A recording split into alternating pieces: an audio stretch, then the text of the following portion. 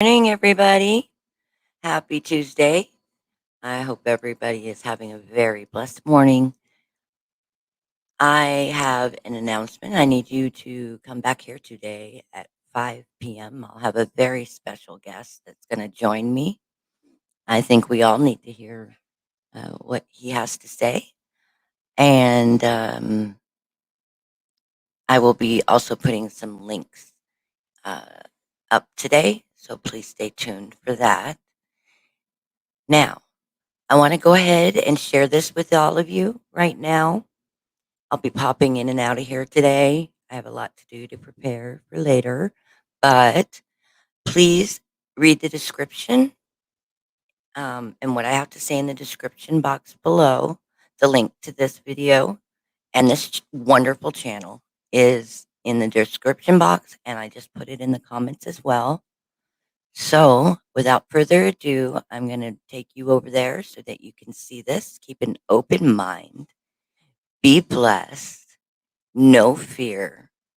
We got this. God has not come this far with us to let us go. Have a very blessed day, and I'll be back with y'all in just one moment. Here we go.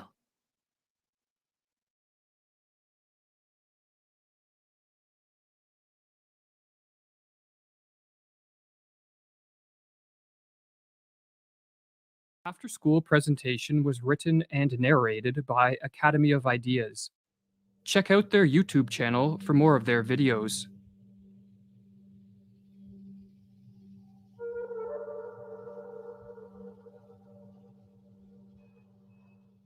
The masses have never thirsted after truth.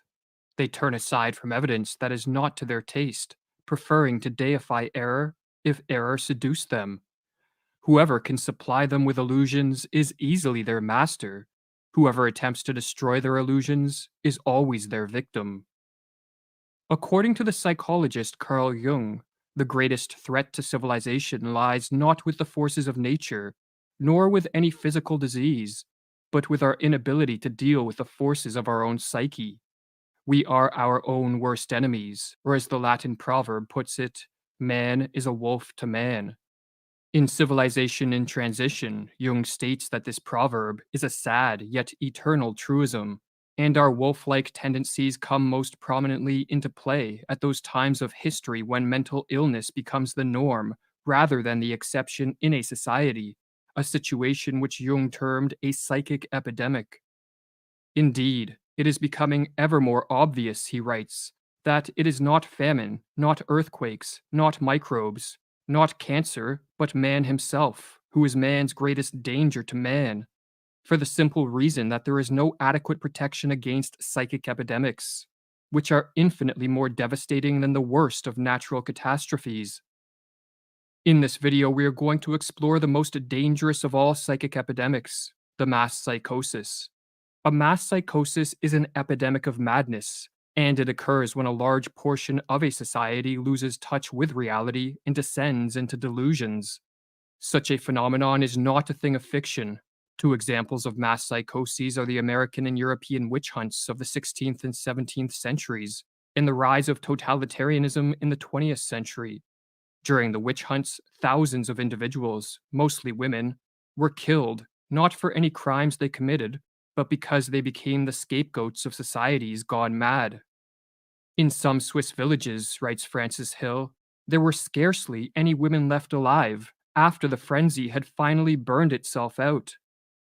When a mass psychosis occurs, the results are devastating. Jung studied this phenomenon and wrote that the individuals who make up the infected society become morally and spiritually inferior. They sink unconsciously to an inferior intellectual level. They become more unreasonable, irresponsible, emotional, erratic, and unreliable. And worst of all, crimes the individual alone could never stand are freely committed by the group smitten by madness. What makes matters worse is that those suffering from a mass psychosis are unaware of what is occurring. For just as an individual gone mad cannot step out of his mind to observe the errors in his ways, so too there is no Archimedean point from which those living through a mass psychosis can observe their collective madness.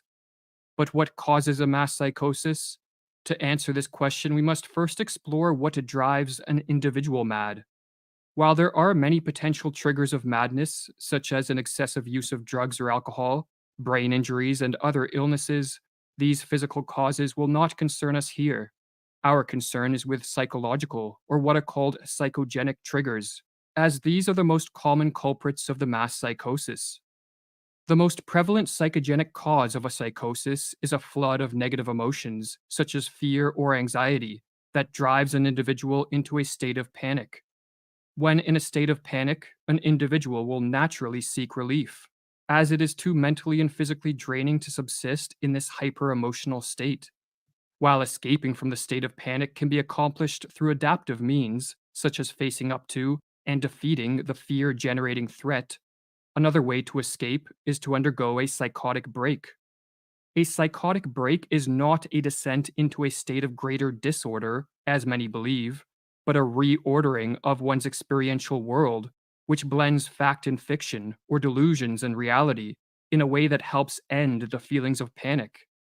Silvano Arietti, one of the 20th century's foremost authorities on schizophrenia, explains the psychogenic steps that lead to madness.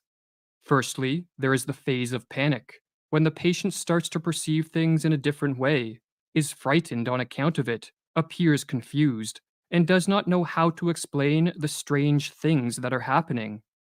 The next step is what Arietti calls a phase of psychotic insight, whereby an individual succeeds in putting things together by devising a pathological way of seeing reality which allows him to explain his abnormal experiences. The phenomenon is called insight because the patient finally sees meaning and relations in his experiences. But the insight is psychotic because it is based on delusions, not on adaptive and life promoting ways of relating to whatever threats precipitated the panic. The delusions, in other words, allow the panic stricken individual to escape from the flood of negative emotions, but at the cost of losing touch with reality, and for this reason, Arietti says that a psychotic break can be viewed as an abnormal way of dealing with an extreme state of anxiety. If a panic triggering flood of negative emotions in a weak and vulnerable individual can trigger a psychotic break, then a mass psychosis can result when a population of weak and vulnerable individuals is driven into a state of panic by threats real, imagined, or fabricated. But as delusions can take many forms, and as madness can manifest in countless ways, the specific manner in which a mass psychosis unfolds will differ based on the historical and cultural context of the infected society. But in the modern era, it is the mass psychosis of totalitarianism that appears to be the greatest threat. Totalitarianism, writes Arthur Versluis, is the modern phenomenon of total centralized state power, coupled with the obliteration of individual human rights. In the totalized state, there are those in power, and there are the objectified masses, the victims.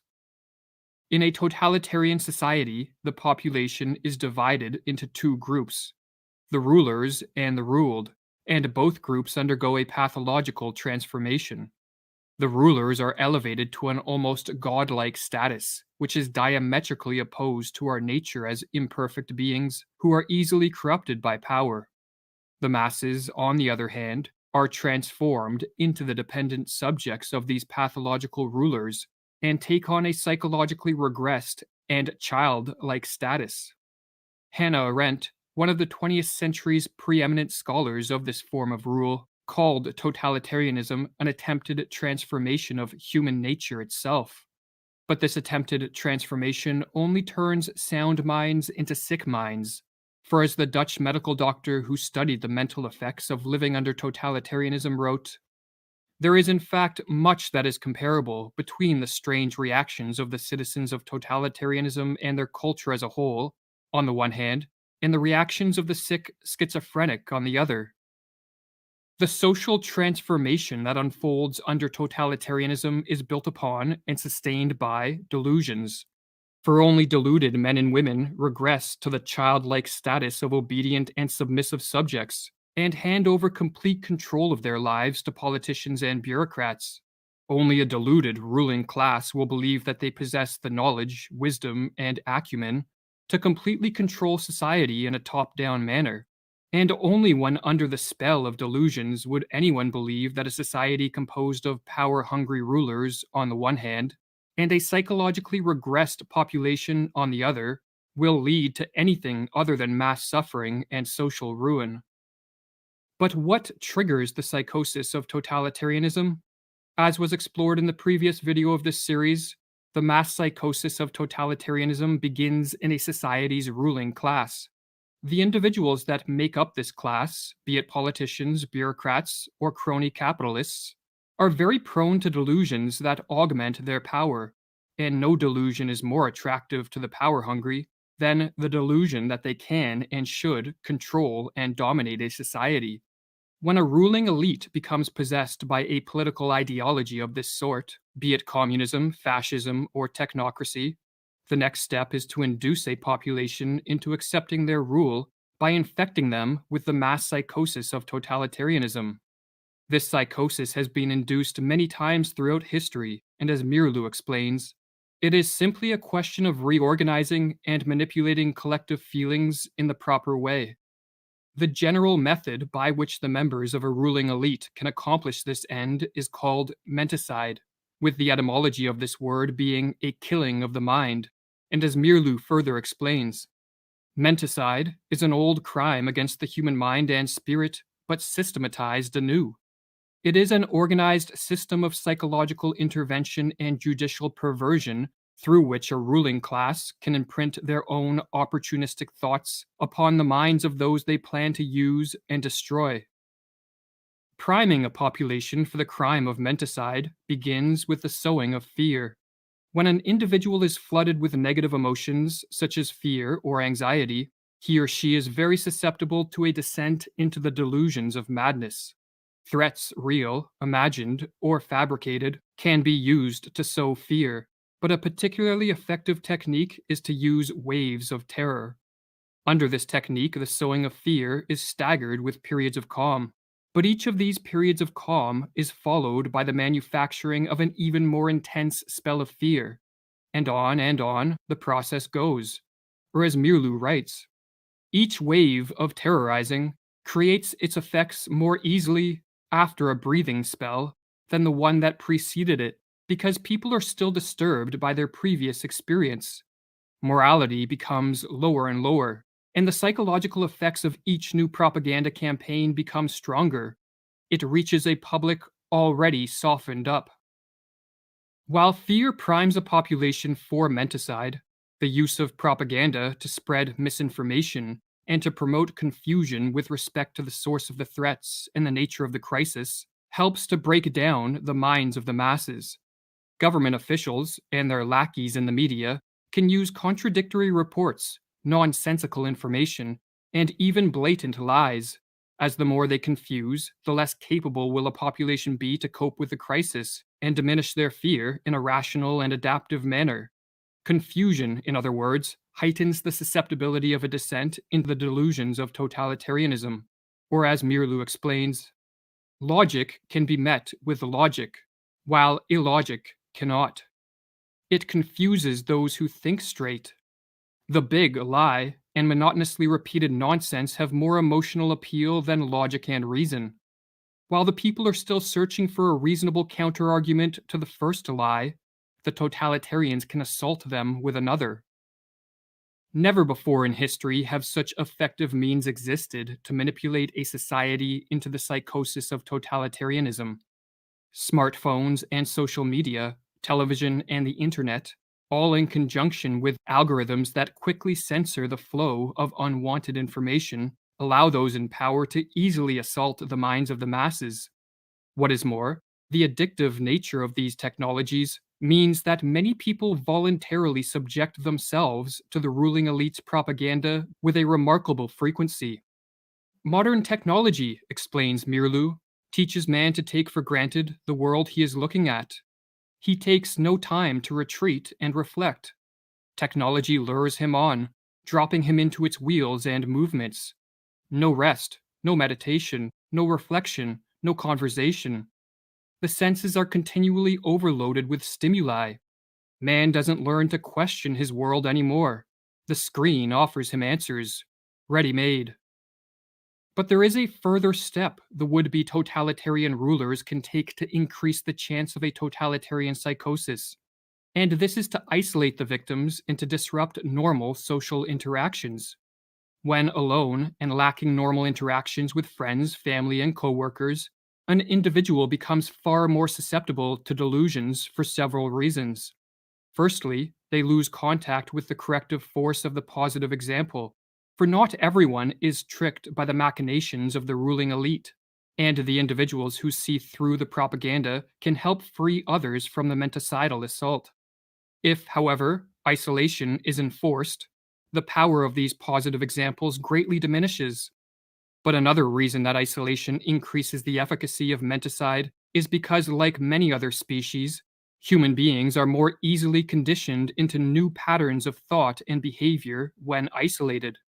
Or as Mirlu explains with regards to the physiologist Ivan Pavlov's work on behavioral conditioning, Pavlov made another significant discovery. The conditioned reflex could be developed most easily in a quiet laboratory with a minimum of disturbing stimuli. Every trainer of animals knows this from his own experience. Isolation and the patient repetition of stimuli are required to tame wild animals. The totalitarians have followed this rule. They know that they can condition their political victims most quickly if they are kept in isolation. Alone, confused, and battered by waves of terror, a population under an attack of menticide descends into a hopeless and vulnerable state. The never-ending stream of propaganda turns minds once capable of rational thought into playhouses of irrational forces, and with chaos swirling around them and within them, the masses crave a return to a more ordered world. The would-be totalitarians can now take the decisive step. They can offer a way out and a return to order in a world that seems to be moving rapidly in the opposite direction. But all this comes at a price. The masses must give up their freedom and cede control of all aspects of life to the ruling elite. They must relinquish their capacity to be self-reliant individuals who are responsible for their own lives and become submissive and obedient subjects. The masses, in other words, must descend into the delusions of the totalitarian psychosis. The totalitarian systems of the 20th century represent a kind of collective psychosis. Whether gradually or suddenly, reason and common human decency are no longer possible in such a system. There is only a pervasive atmosphere of terror and a projection of the enemy, imagined to be in our midst. Thus, society turns on itself, urged on by the ruling authorities. But the order of a totalitarian world is a pathological order. By enforcing a strict conformity and requiring a blind obedience from the citizenry, totalitarianism rids the world of the spontaneity that produces many of life's joys and the creativity that drives society forward. The total control of this form of rule, no matter under what name it is branded, be it rule by scientists and doctors, politicians and bureaucrats, or a dictator, breeds stagnation, destruction, and death on a mass scale. And so perhaps the most important question facing the world is how can totalitarianism be prevented? And if a society has been induced into the early stages of this mass psychosis, can the effects be reversed? While one can never be sure of the prognosis of a collective madness, there are steps that can be taken to help effectuate a cure. This task, however, necessitates many different approaches from many different people. For just as the menticidal attack is multi-pronged, so too must be the counterattack. According to Carl Jung, for those of us who wish to help return sanity to an insane world, the first step is to bring order to our own minds and to live in a way that provides inspiration for others to follow.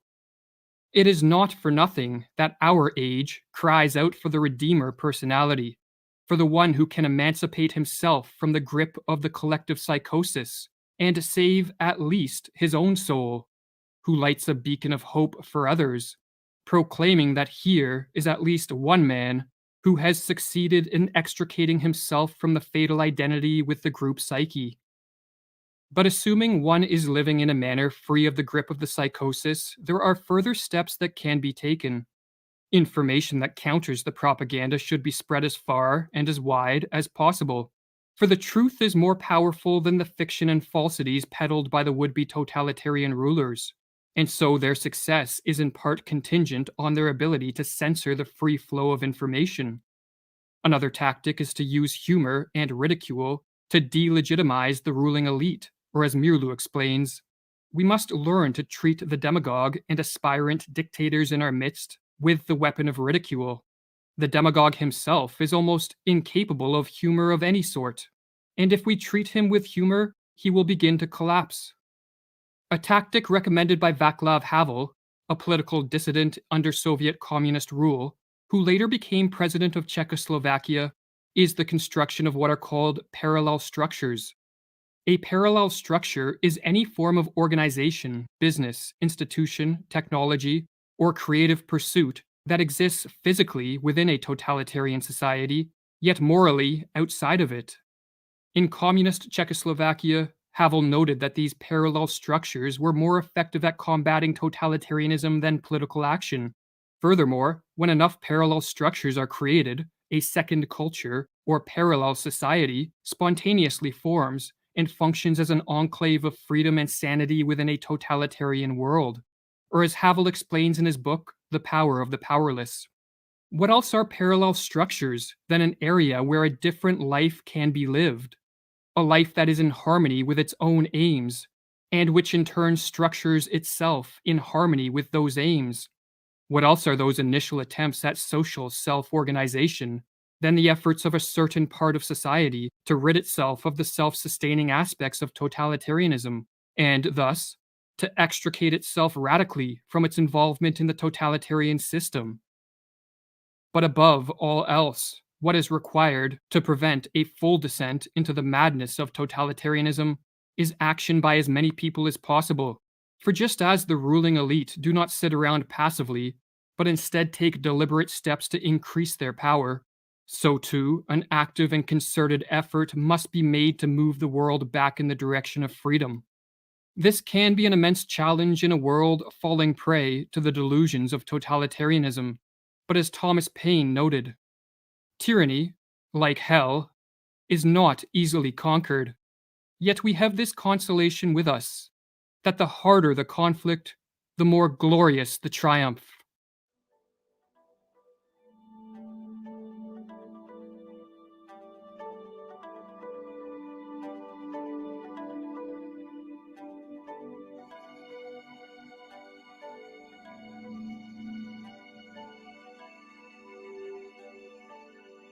For more content like this, visit the YouTube channel Academy of Ideas or the website academyofideas.com.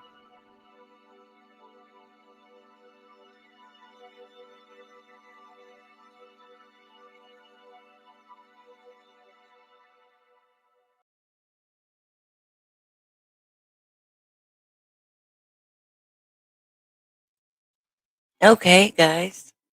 I hope you enjoyed that. Um, that is called a playbook, at least in my opinion. Um, and as I said in my description, I think that's a sword that can cut both ways. Right now, there's so much information, so much disinformation, and we need to be responsible for ourselves and to protect our loved ones and our children and grandchildren, nieces, nephews, all of that. But part of that is also realizing what is real and what is not, what is fact, what is fiction. And, you know, we've seen a lot on um, the damage that groups like BLM and Antifa and stuff like that have done. And I think a lot of us can recognize it easily. But I want to remind you there's another movement that I believe in, but It's up to you to discern for yourself. But everything is not fact, okay? It's necessary at this point in our society, in our world, to put information out there that is not correct, okay? And that movement taught me how to research and look for myself and discern for myself. And I hope that's something that I'm bringing to you all because I think it's very important. Because as much as we all want things and we want them now, um, to do things legally and morally correct and with others in mind, you know, their well-being, their happiness, their health, all of that, we need to take everything into account. All right. And that movement has some amazing people, and I love each and every one of them. And I'm not speaking bad about it. But we need to remind ourselves, as everything is ratcheting up right now and tensions are getting higher and higher every day, that disinformation is necessary. And it's our job to use our common sense because we want to fix these issues. We want to make our world a better place for everyone. I repeat, everyone. If you do not want to make this world a better place for everyone and only people that agree with you, then that's a big issue.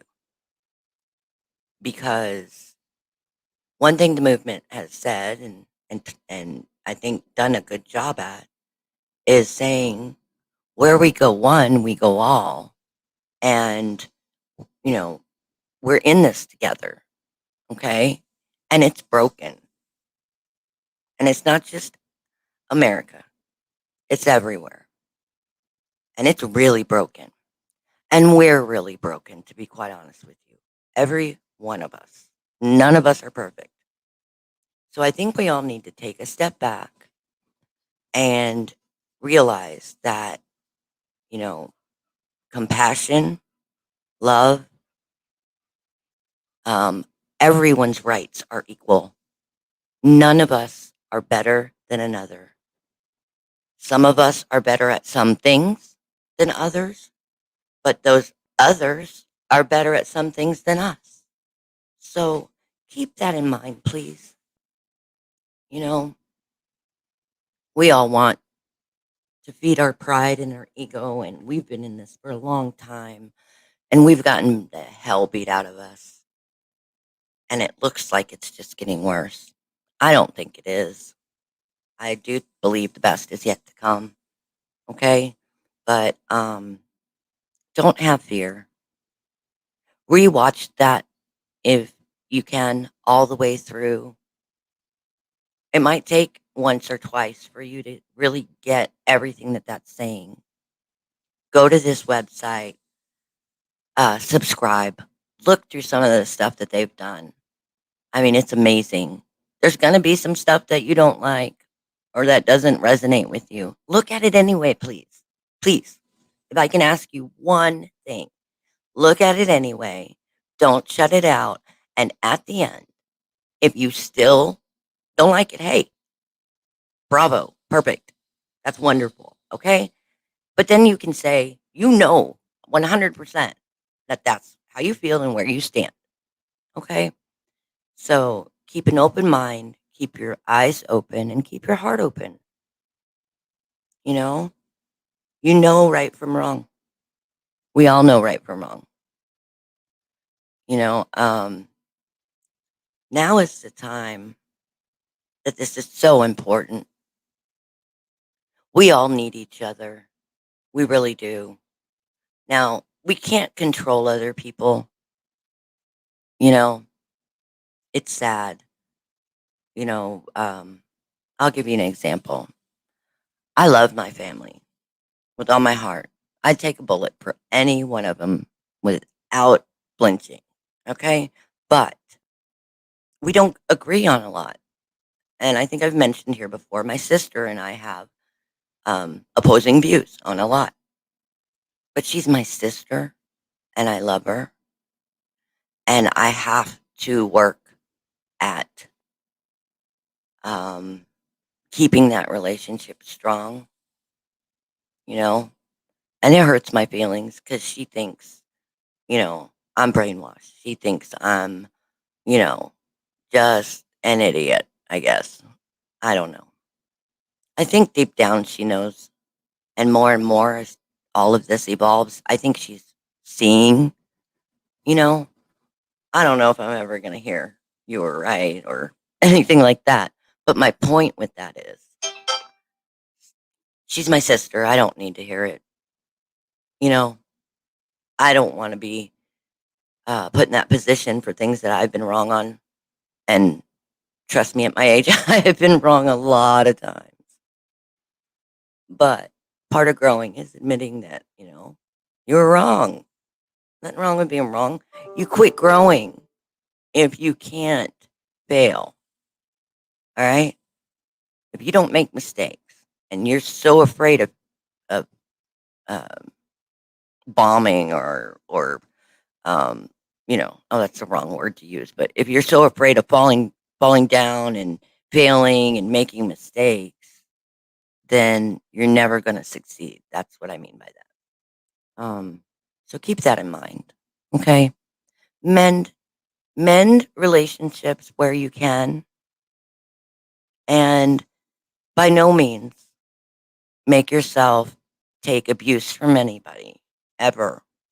I mean, do your part in trying to mend it. And if the other person is not in the same place as you and not willing to or ready to mend fences, then you know what? Maybe another time. And it might not ever happen, but you can't live your life by other people. You have to live your life by you. You get one shot here right now. You know, you get one chance at this life right now. You need to make good choices. All right. And in my opinion, good choices are never hurting another person. There's no reason to do it. You know, you can always walk away. And if you do that, you never have regrets, really. I mean, you're going to have some, but your life isn't ruled by regret. And don't take abuse, though. Okay. Don't let somebody emotionally or physically abuse you ever, ever. And don't be afraid to get help and stand up to them. You know, don't take something on by yourself that you can't handle. Okay. There are a million people around you always. And have faith. God hears us. He knows. He will not put anything in your path that you can't handle. So lean on each other, love each other, smile. It helps. It makes you happy. And sometimes you start by forcing it, and the next thing you know, you're like, I'll be damned. I am in a better mood. So please, please do me a favor. I need your guys' help. Um, I need all hands on deck at 5 o'clock Central Time today, please, to join me and my special guest for some fun. It's going to be a blast. It's going to be awesome. So, 5 o'clock today here. I'll put some other links up too. I apologize. I've been trying to prepare. I'm doing a lot. I just jumped in this with both feet, and I don't have a whole lot of help. So bear with me, but please Just tell everybody. Be here at 5 p.m. Central Time. And in the meantime, I love you. You're not alone. We'll get through this together. And be somebody's blessing today. All right. I'll see you guys back here later. Thank you and God bless.